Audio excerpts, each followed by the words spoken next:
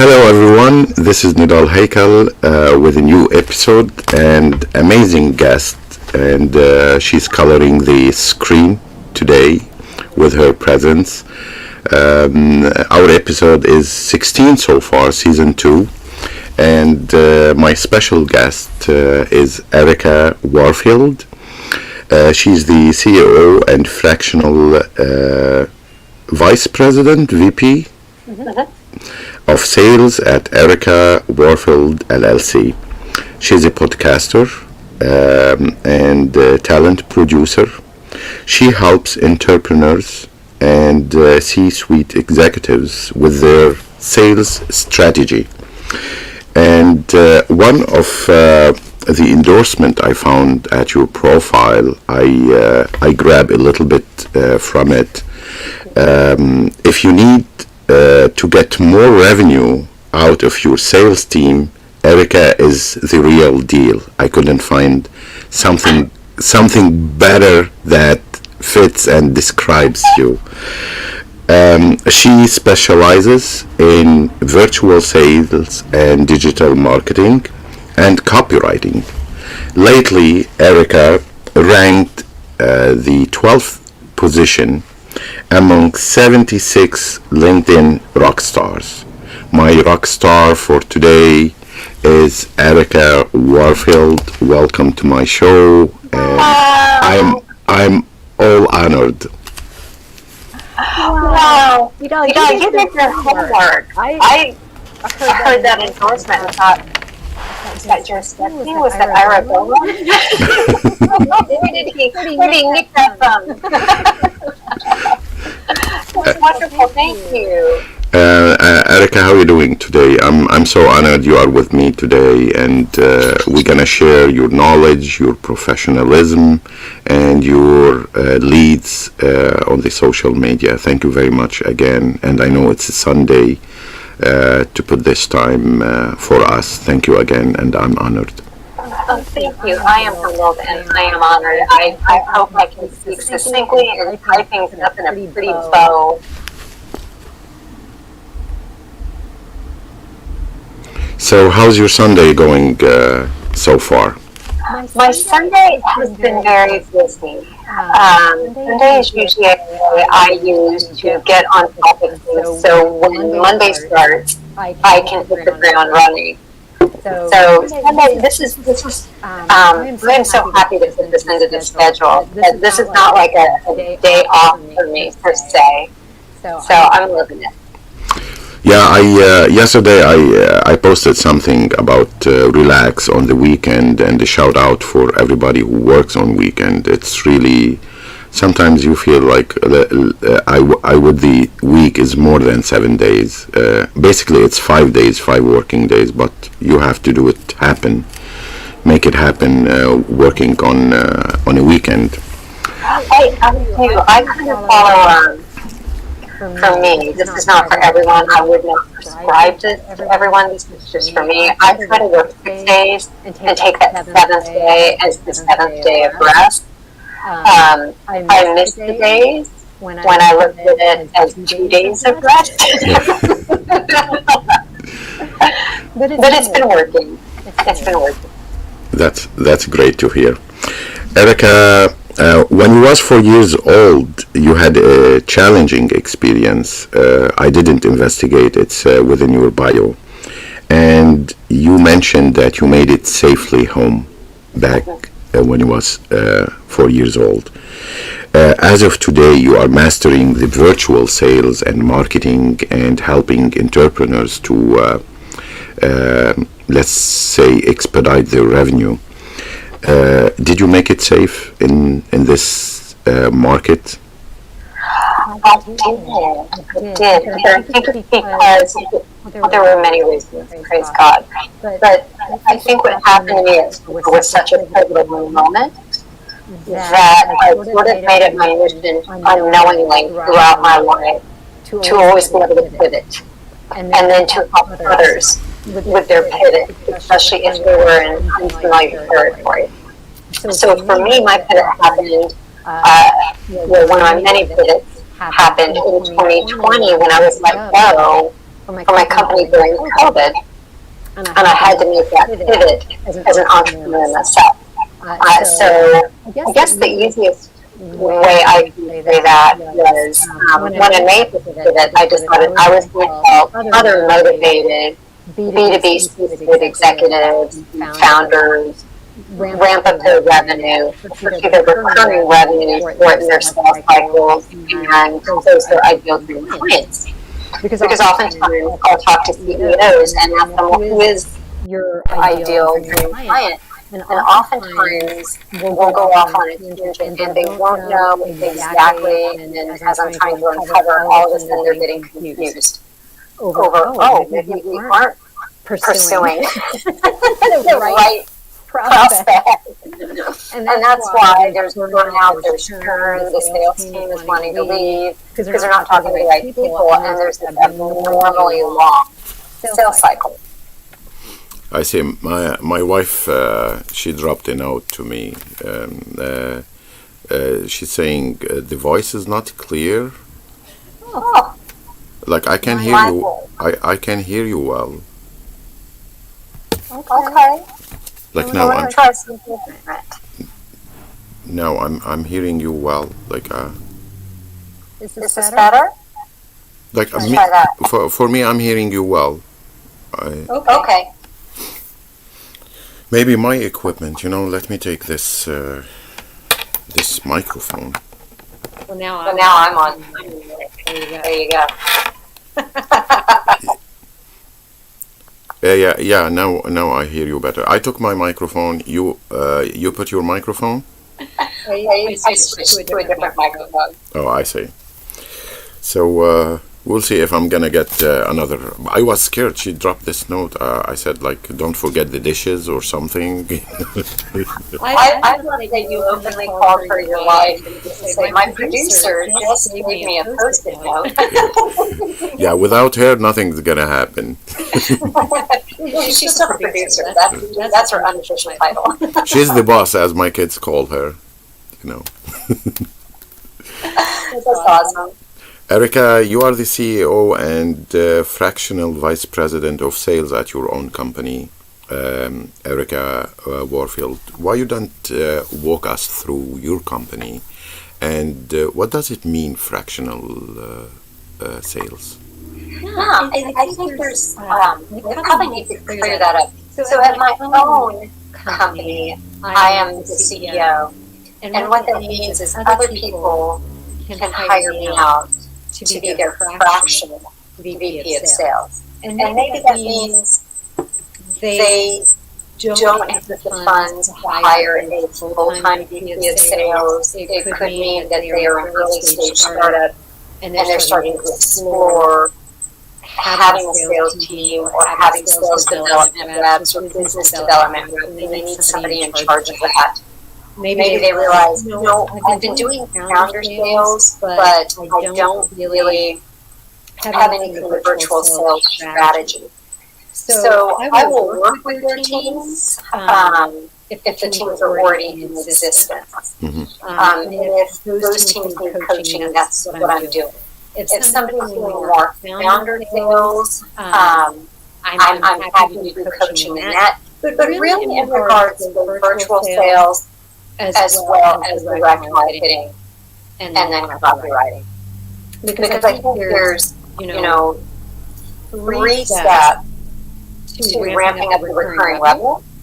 And then there's the fourth step that just kind of ties it all together nicely and weaponizes the whole process for them. Does that make sense? For me, yes. So basically, you are always open to help other teams. Oh, absolutely. So the three steps to getting more recurring revenue from the right people and shortening the sales cycle is, one, having a lock on who the ideal client avatar is. And like I was saying, oftentimes sales teams are experiencing a lot of in and out and churn. Second is having a targeted, vetted, outbound virtual sales strategy. And that comes from my experience working from home. And so many positions moved to remote and people didn't have a virtual sales mastery blueprint, and that is something I've put together for people. And then there's having a laser-focused organic inbound strategy that's free. Because some people think, well, inbound, that's going to be, Google AdWords, it's going to be directly to people's websites, and oftentimes I'll look at their website, and their website's not promoting. Yeah. For a number of reasons. And so you need to start realizing that free targeted inbound approach really has more to do with LinkedIn and targeting the 80% of B2B decision makers that are on the platform. Now, if you could target 80% of the B2B decision makers on the platform and do it on beast mode, would that not get somebody excited? Maybe. How did you get there? Like your own experience? Did you study more? Did you? How did you shape the path of your company to help these teams expedite their sales? Well, I think that's what I went through being in sales. And, there are people that have referred to me as being a LinkedIn guru. I wouldn't, it's humbling, and I'm honored. I wouldn't call myself that.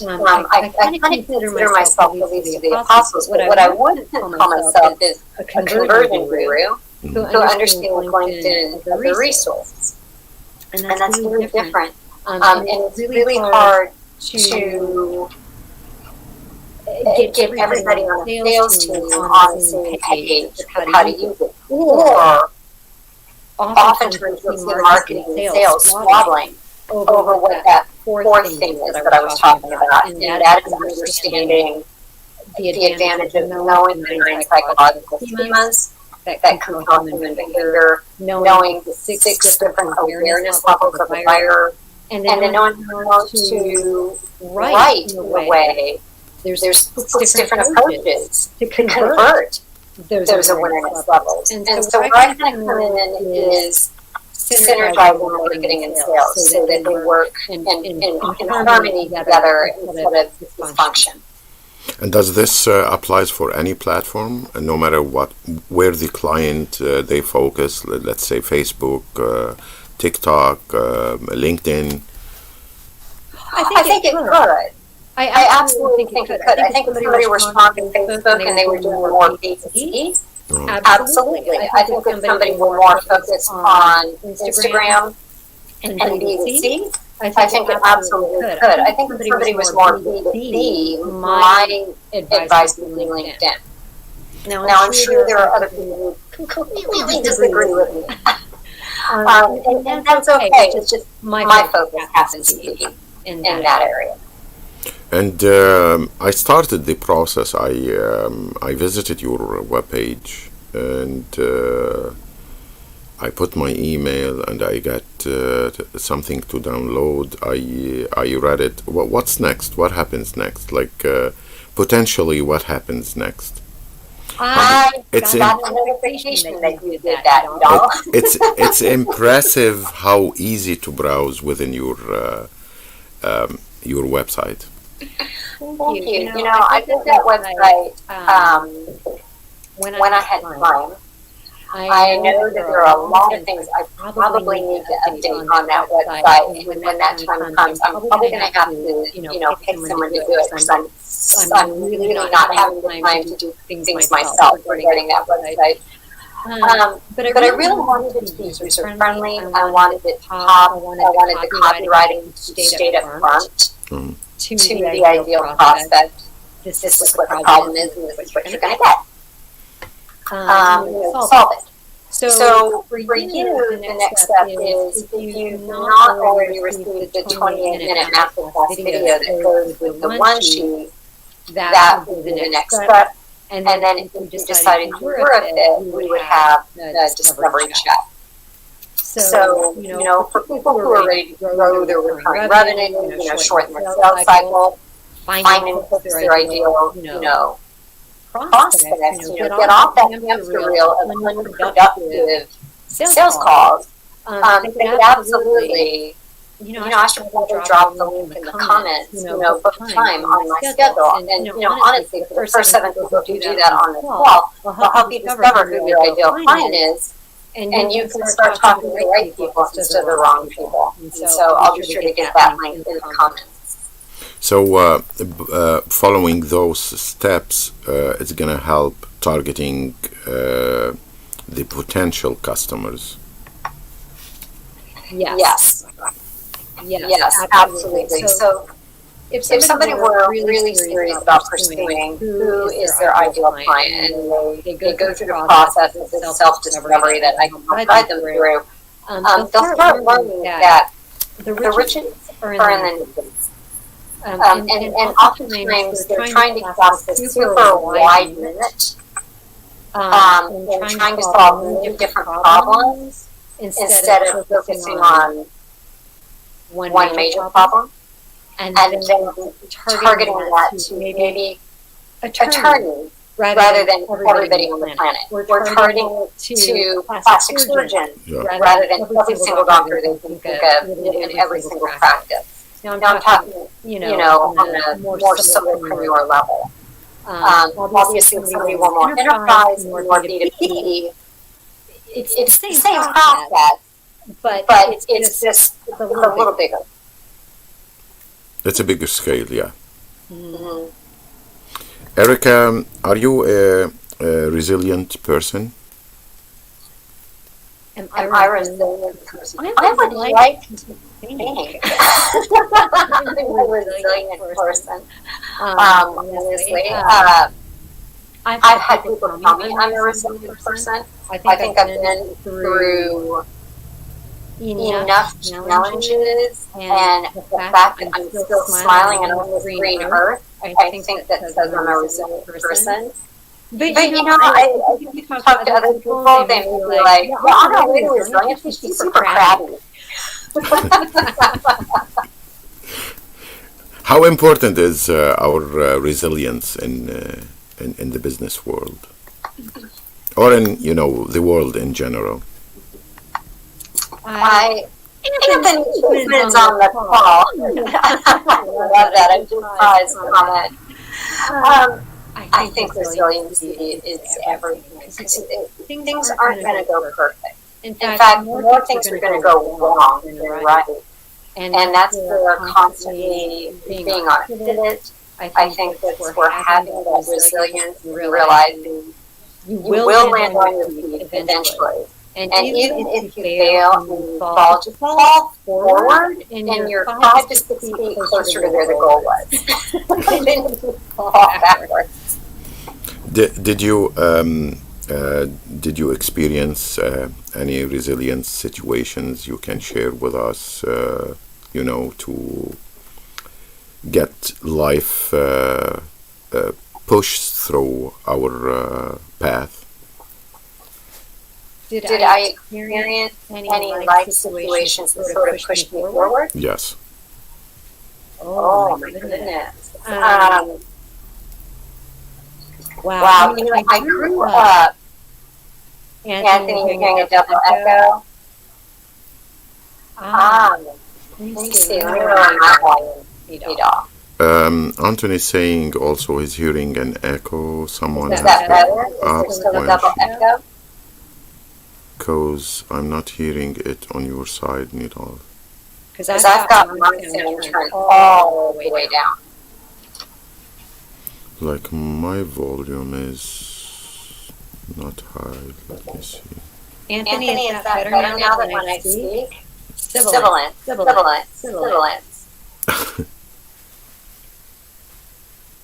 We'll find out after I'm talking. We'll find out, yeah. I really follow the belief that God doesn't give you what you cannot handle. And you must think I'm super strong. Keeps running up my way. We all do, Erika. But outside of that, I would say, I've been through divorce.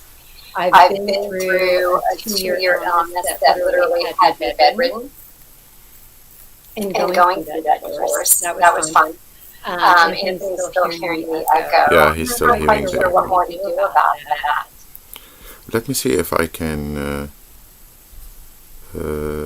edit mic settings. I have it on echo cancellation, adjust the volume. Let's see. Well, Anthony, we appreciate you sticking it out with the echo. Say that again, Erika? I said we appreciate Anthony for sticking it out with the echo. Yeah, thank you so much, Anthony. I really appreciate it. It looks fine from here. It's we will see as we go forward. Yeah, we'll see. I don't think it's on my end because I've used two different mics. I've got my signal turned down pretty low. Are you using the phone or a laptop? Mm-hmm. But try the mic of the laptop without any other connections. Okay, let's try that. Anthony, I think it's honestly, it's probably one of us. We're so awesome. Like now, I'm hearing you well. Anyway, we will see. Still there, isn't it? Yeah. Okay. The problem is, I'm hearing you well. I don't know, after that how it comes. So thank you, Anthony, again. Yeah, we were talking about life lessons that led to your resilience, and how important to be resilient in the business world, or in life in general. It is. Well, I think it doesn't really matter if you're in corporate, working a corporate gig, because there's so much skullduggery. If you end up in a place in corporate that's dysfunctional or toxic, or because there's a high degree of narcissism. The higher up you go, the ladder. Not always, but sometimes. And so understanding, that level of toxicity that can sometimes be in a corporate workplace. I know when I worked for corporate, there was a fair amount of that. And one has to have resilience there and have really good boundaries. Because that's the type of stuff that often does not get dealt with unless you're in a really, really good company. Hi, Igor.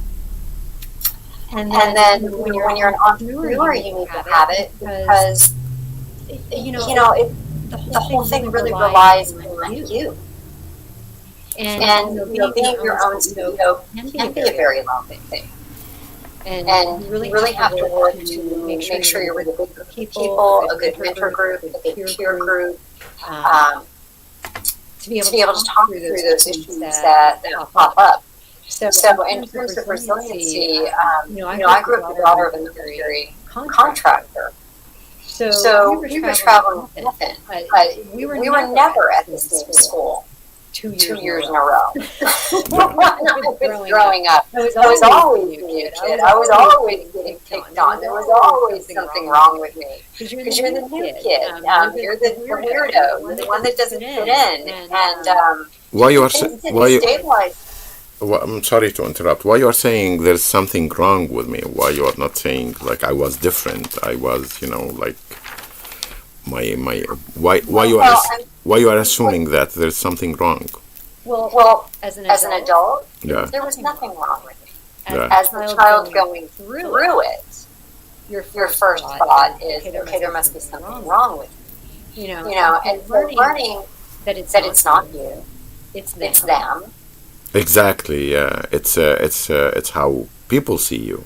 Exactly. And so I think for me, going through that whole process of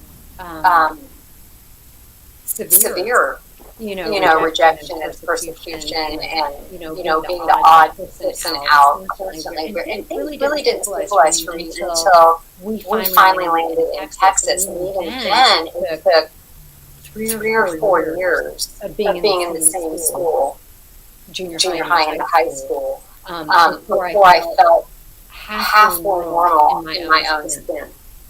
Because now somebody coming from Athens, Greece, I'm not dressed like an American. I don't act like an American. I don't know really what it means to act like Texan. It takes time to adapt, yeah. Yeah. So I had a lot of early lessons in adapting, pivoting, and being resilient. I love the definition of being resilient is the ability to bounce back, and I think it's very important. If we have this flexibility, I think we will be ready for life lessons, and there's a lot. Absolutely. Absolutely. Erika, your 2020 was a good year professionally, and you work with major companies like BMW. Is it Coldwell Banker or Goldwell Banker? Coldwell Banker. And Auto Nation and many other tech startups. And this, for me as a follower, indicates how smart you are. Like, the world was going through a pandemic 2020 while you mentioned it was a very good year for you, so you took advantage of the breakdown for the whole world. How important is to take advantage of circumstances? It needs really smartness and hard working to grow within hard times. How did you do that? Well, all of those companies you mentioned were What's your secret? What's the recipe? Oh, Lord. Well, all of those companies you mentioned were before COVID. So COVID for me, fortunately, because my specialty was work from home sales, COVID ended up being an accelerator for me. And where COVID affected other people negatively, it was clearly obvious that it was an accelerator because companies weren't familiar with work from home sales. Everybody was working from home, yeah. Yeah, and the last thing you want is a sales team who's hard to motivate to begin with, and then you put them at home. That's a lot. Watch TV. Yeah. So for me, it was just so obvious that I had to run. I really wasn't given a choice. I mean, a lot of work was coming my way, and I just picked up the ball and ran with it. So I was like, do I have a secret recipe? It was kind of just God saying, here's all this work, get to it. Wow. The circumstances were there, and I knew this was the time to take advantage. Do you usually celebrate your wins? That's a really good question. Do you say, bravo, Erika, you made it? No, I'm the worst. That is something that I will coach other people to do, and then when I look in the mirror, I'm so busy running that I forget to celebrate it. Isn't that awful? But if I have to be honest and totally transparent, it's something that I coach and help other people to do, but when it comes to me, it's really my husband that has to stop and say, okay, we're going to stop. I'm going to go take you somewhere, and we're going to celebrate this. Hopefully he's listening. No, he's working right now. Still, Sunday didn't end. You can still make it. Yeah. Does Erika need support to grow? I think everybody needs support to grow. Wow, I love that. I think we all need support to grow. I think we all need love. I think we all need goodness. I think we all need vitality breathed into us from time to time. When I had that 2-year illness, I really couldn't tell anybody what I was going through. I had a couple of friends.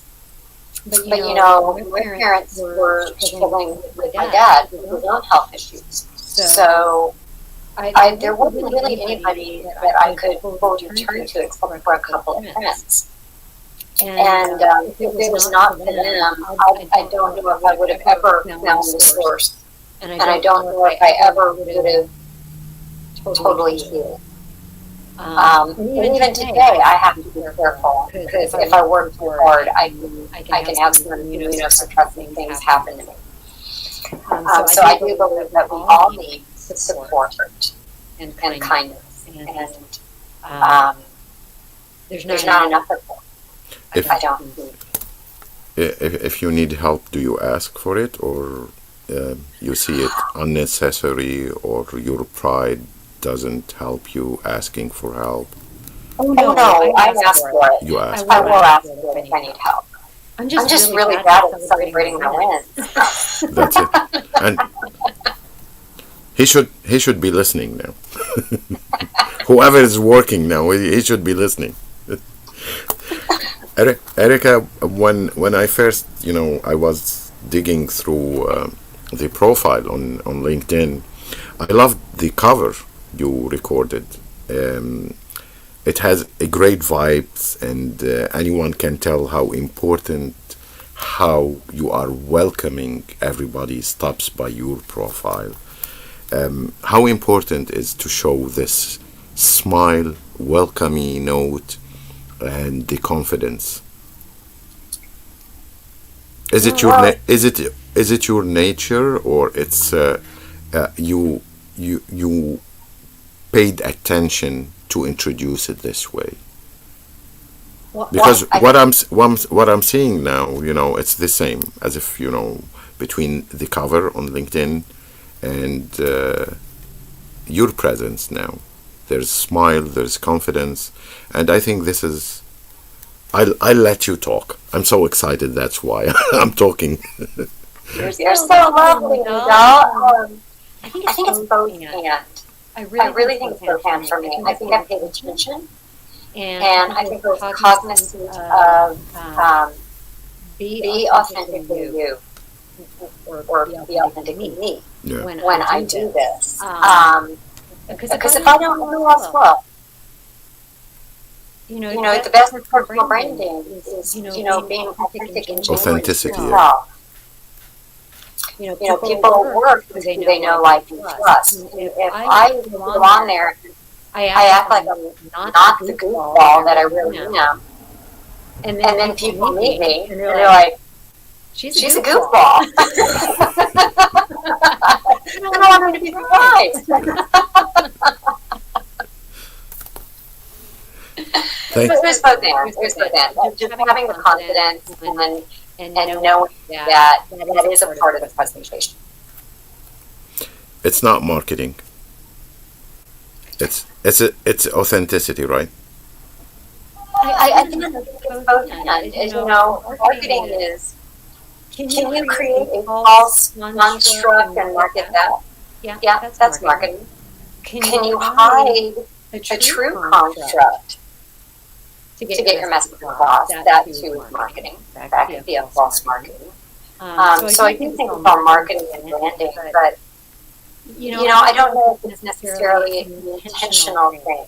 I just decided this is who I am, and this is what I'm going to put forth to the world.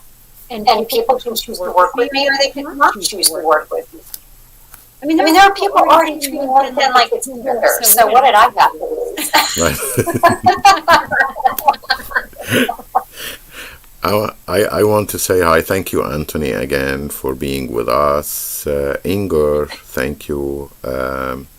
Carl, the king of vulnerability and resilience, thank you for being with us, everybody. And Erika, your social media presence, how do you see it these days? I know you are on LinkedIn and YouTube, right? But is there any other platforms you are on, or how do you deal with your social media presence? Not well. There's no people that do it better than me. I think that I look at it because I am so solely focused on B2B. I sort of focus on LinkedIn. Now, I wouldn't necessarily, that's the best game plan. I have to work on diversification. I look at what happened to the people who sold their lie on Facebook. Maybe they're B2C. And they don't realize you could do B2C business on LinkedIn. I could do B2B business on Facebook. CEOs are on Facebook. So I do have a Facebook business page. I've been blessed with 2,300 friends on Facebook. But when Facebook went down, a lot of people freaked out. Yeah. Because there was no diversification of their social media output and inbound. So I do believe there needs to be a diversification of that. But I also believe that if that's where you're going to do your business, let's say Facebook, and it goes down, be printing out your databases, be printing out backup copies. So, if stuff like that happens more long term than 4 hours, you're not in a crunch. For the longest time, I was a social media, anti-social media activist. I wasn't on anything. I love that. I love that. I wasn't on anything. I didn't want to be on anything. And then it sort of had to be on LinkedIn. So I had some activity on Facebook. I focused most of my time on LinkedIn. I've been told I probably need to get on Instagram or TikTok. But until I have a bigger team, I just don't see that happen. Oh, thank you, Anthony. Thank you, Anthony, for being with us today, and thank you for all the engagement. Erika, you are also a classical musician and a dancer.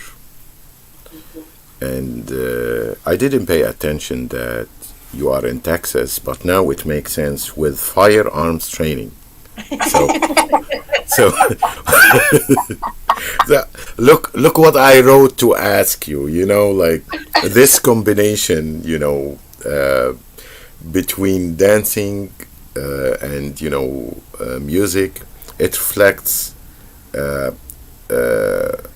how sensitive you are, dealing with music and dancing, and this combination with the firearms. Is it like okay, I'm sensitive, but I'm armed. So is it true? Is it this real Erika? But you now, mean do I dance Argentine tango with a triangle skirt? No. Maybe within the elections, I don't know. It's both. My husband tells me that all the time, that there is a very deeply sensitive side of me in terms of being thoughtful, in terms of being considerate, not in terms of do I get my feelings hurt. Do I have feelings? I have feelings. Yes, feelings can be hurt. But I'm really good at setting boundaries. Yeah. And I don't. Somebody was trying to push my buttons the other day and projecting a bunch of stuff on me that was really her stuff. And I finally just had to say, I don't engage with people who project. Which I think that sets her off, but I think that comes with, is that indicative of firearms training? I think it's just indicative that I was blessed to have somebody teach me boundaries. The firearms training came when I ended up with a stalker. And there was only so much, even the state of Texas can do when you have a stalker. At some point, you have to take your self-protection into your own hands. And for me, I was blessed. I walked in a shout out into the VFW gun club on Mockingbird Lane in Dallas, for anybody who wants to know. And I just walked in there not knowing what I was doing. I was wearing a vintage dress and summer shoes. And literally a summer dress. I walked in and I said, here's the deal, here's what's going on. I have a stalker, here's what he's doing. And they literally gave me a free gun class. That's cool. Do you have a sticker carry on, or? I do. I am a concealed carry owner, and I am licensed. In Texas, we have open carry. I am 5'4". I love Texas. I'm 5'4", so I choose not to do open carry. But I do have my concealed carry license. I do have a concealed carry. But they were very kind. They gave me massive discounts on my first 9mm. They gave me free gun lessons from somebody who now works with the CIA, and who is the #1 sharpshooter in all of Texas, and he's giving me a free gun lesson. Wow. And then I continue to take lessons, in Target, both in a closed facility, door, and then an open facility, outdoor reactive targets. So I think everybody has a God-given divine right to themselves and their family. It's not something I really post about or talk about on LinkedIn. I think it can be a highly triggering topic for some. But for me, being 5'4" and 103 pounds and having a stalker, and at that time I was 95 pounds, I really needed to kind of even the playing field, so to speak. I put my comment when I put this question is sensitive but unbreakable. Is that true? Yes and no. I am broken for the Lord. The Lord broke me. We all. And I'm very grateful for that. When it comes to people and circumstances, I am unbreakable. So I take like B+ on that? Yeah.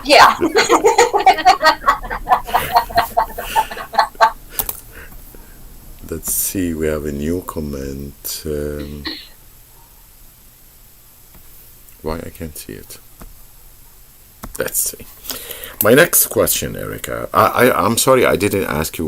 Can we go a little bit more? We're good. We're good.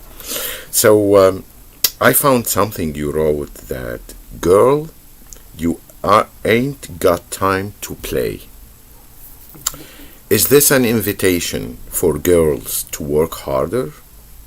And for the record, all the women in my life, my mother, my sisters, my wife, they are doing much great than, anybody else, especially the male category. And, I show a great respect for them and for the roles they are doing. Why you are mentioning or inviting the girls, there's no time to play? I think when I wrote that, I was referring to myself. But by the way, not to interrupt, Anthony, I loved his comment. I do too. Yeah, nothing wrong with a lady having a little backup with a firearm. Thank you. I'm sleeping in the basement today, Anthony. My wife is watching now. Oh my God. I think when I wrote Girl, You Ain't Got Time to Play, that was in reference to myself. I had a realization. Girl, You Ain't Got Time to Play. And then my invitation was to other people in general. You ain't got time to play either. I think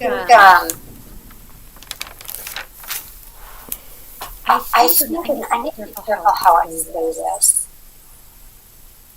And I hope I don't offend anybody who's a follower. I don't see myself as a feminist. At least from the standpoint of don't believe we need to tear men and boys down to build ourselves. As women, as females, as girls. And from that standpoint, I am very much not a feminist. And I think that if we can empower each other regardless of gender, regardless of orientation, regardless of whatever society wants to, label us or call us or whatever. I'm just a really big believer in empowering everyone. And, does that make sense? And you are talking in general. I'm speaking in general. Yeah, when I said Girl, You Ain't Got Time to Play, that was in reference to myself. Oh, okay. And the invitation was to everybody to realize none of us has time to play. Let's get on with it. But don't you think it's gonna be a harsh life without playing? Like we can't keep, going and going and going. We need to settle down, to relax, to pay attention to others, to take a time, a break. That's a good point, Nidal, and it's very, very literal, and I agree. I think you have to have balance, because otherwise you lose your health.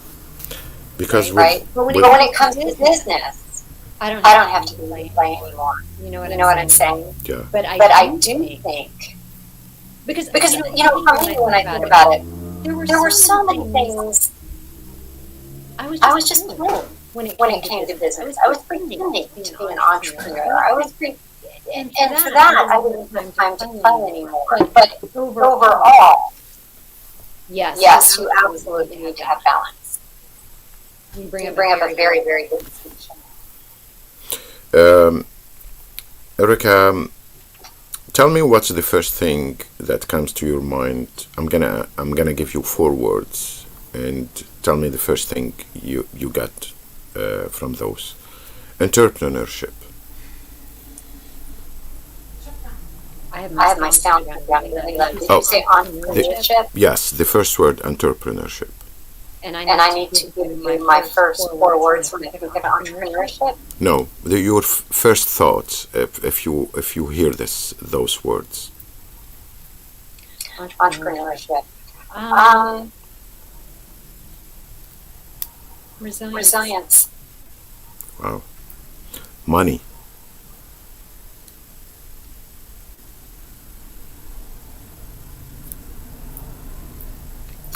Wisdom. This means I have no wisdom at all. I have a bad relation with money, yeah. I think one needs wisdom when it comes to money. Yeah. Acquiring it, spending it, saving it. You're right. You are absolutely right. I love that. What's the first thing comes to your mind when you hear the word woman? The word woman? Yeah.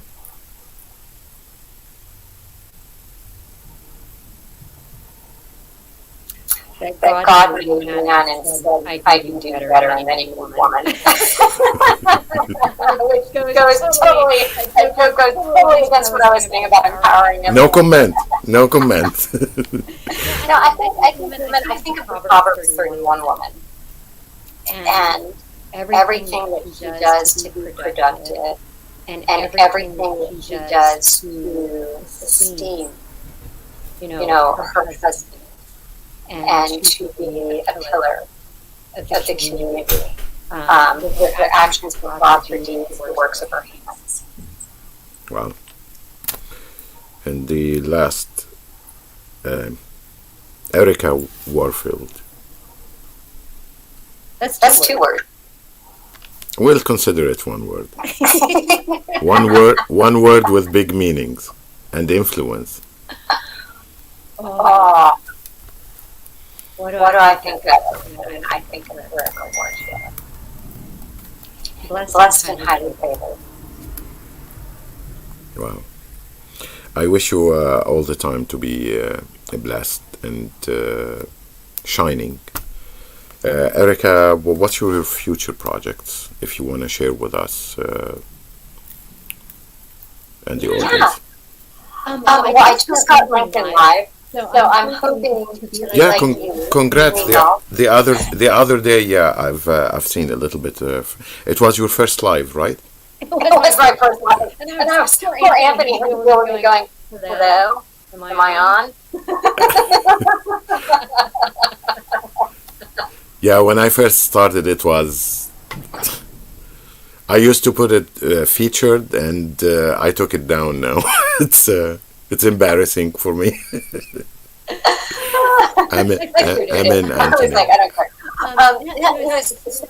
There's the LinkedIn Live, and I just started at the podcast for Influencer TV's podcast, which everybody can go to their YouTube channel, Influencer TV, the 2 R's, TV, and subscribe. We just did our first podcast, and the guest was Erika Warfield, and that podcast is about CEOs and founders and how they build their influence. Wow, impressive. So there's that. I've just started with Innovation Women, which is a speaking network for women. So I am on the path to becoming a speaker, so I'm kind of excited about that. And then I think in general, I have a couple of new clients coming on, and so when that happens, that will be news I will be blasting out to LinkedIn, to get more exposure to them. And I think outside of that, that's my third wedding anniversary is this Wednesday. So happy anniversary to your listener. Happy anniversary. Thank you. And can I join the channel for speakers, or it's only exclusive for women? The Innovation Women is just for women, but what I come across any that is definitely for everyone, I will absolutely send that to you, Nidal. I just ended up on Innovation Women as a suggestion from a friend. I'd never heard of them. And their specific mission is that oftentimes, and I didn't realize this, that the majority of speakers on panels and conferences are typically men. Men, yeah.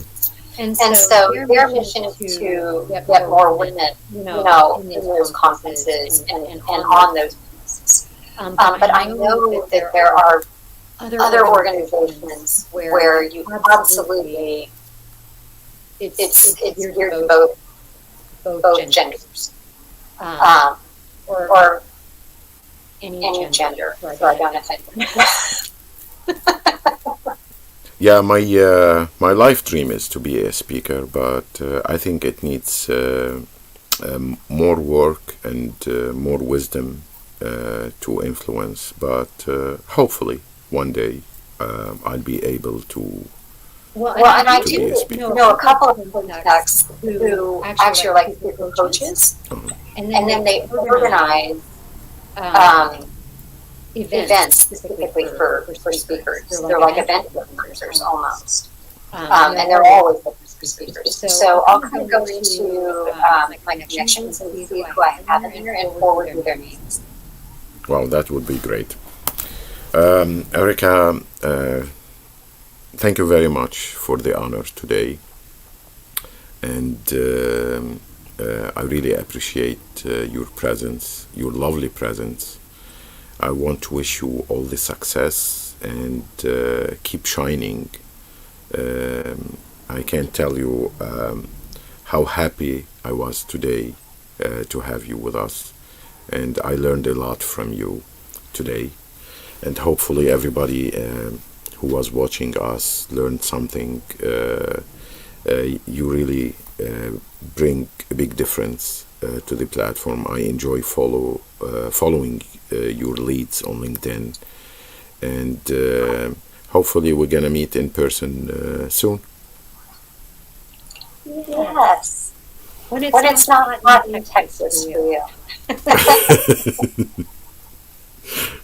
Maybe I'll work on my firearm training too. We can do that. I'll take you to an open range. How long does it take? Well, the class, the military class itself, I don't recall it taking long at all. I want to say that was like 3 or 4 days max. Oh, that's it. If that. Yeah, hopefully my wife didn't hear that. I'm not even sure it was that long. If you have a really good teacher, and I've had very, very good teachers. Very, very good teachers. Erika, it's all yours if you want to say anything by the end of this lovely episode. And again, I'm really honored. Thank you very much, Erika. Thank you, Nidal. I appreciate it greatly. This is a high honor, a profound privilege. I'm very humbled by your kind words. Thank you, Carl, Sean, Anthony. I'm trying to scroll through more joining us. And if there's somebody that I'm not seeing in the comments, because I'm looking at the StreamYard comments versus the LinkedIn comments. I want to thank you all. Yeah, we have the rock star was Anthony today, and Inger, Carl, and yeah, that's it. Thank you everybody for being with us today. And, thank you. And again, happy anniversary, and keep shining, Erika. Thanks, Nidal. Take care. You too.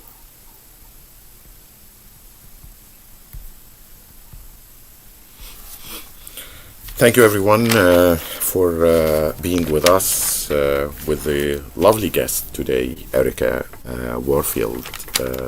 Erika is the CEO and Fractional Vice President of Sales at her company, Erika Warfield LLC. She's a podcaster, a talent producer, and she helps entrepreneurs with their sales strategy. Erika is the real deal if you need to get more revenue out of your team. By the end of this episode, I want to drop the quote of this live, which is, I took it from Admin Land, and it says, an essential aspect of creativity is not being afraid to fail. To everyone, don't be afraid to be creative, and don't be afraid to grow. Thank you again, everyone. This was Nidal Haykal live on LinkedIn and YouTube with the amazing Erika Warfield. Thank you.